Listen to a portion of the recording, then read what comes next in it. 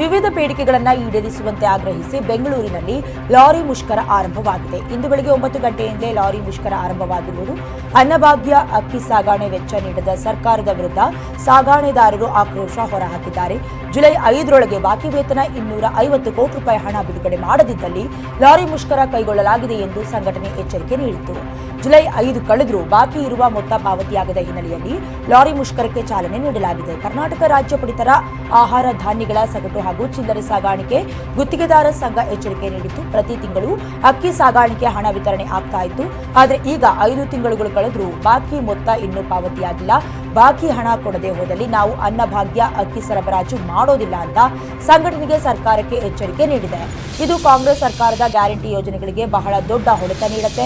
ಫೆಬ್ರವರಿಯಿಂದ ಮೇ ತಿಂಗಳಿನವರೆಗೂ 250 ಕೋಟಿ ರೂಪಾಯಿ ಬಾಕಿ ಹಣ ಇನ್ನೂ ಪಾವತಿಯಾಗಿಲ್ಲ. 4,000 ಲಾರಿಗಳು ಅನ್ನಭಾಗ್ಯ ಅಕ್ಕಿ ಲಾರಿ ಮೂಲಕ ಸರಬರಾಜು ಮಾಡಲಾಗ್ತಿದೆ. ಬರಬೇಕಾಗಿದ್ದ ಬಾಕಿ ಹಣವನ್ನ ಸರ್ಕಾರ ಬಿಡುಗಡೆ ಮಾಡಬೇಕಾಗಿತ್ತು. ಸಂಘಟನೆ ನೀಡಿದ ಡೆಡ್ಲೈನ್ ಮುಗಿದಿದ್ರೂ ಬಿಡುಗಡೆ ಮಾಡಿಲ್ಲ. ಈ ಹಿನ್ನೆಲೆಯಲ್ಲಿ ಮುಷ್ಕರ ಕೈಗೊಳ್ಳಲಾಗಿದೆ.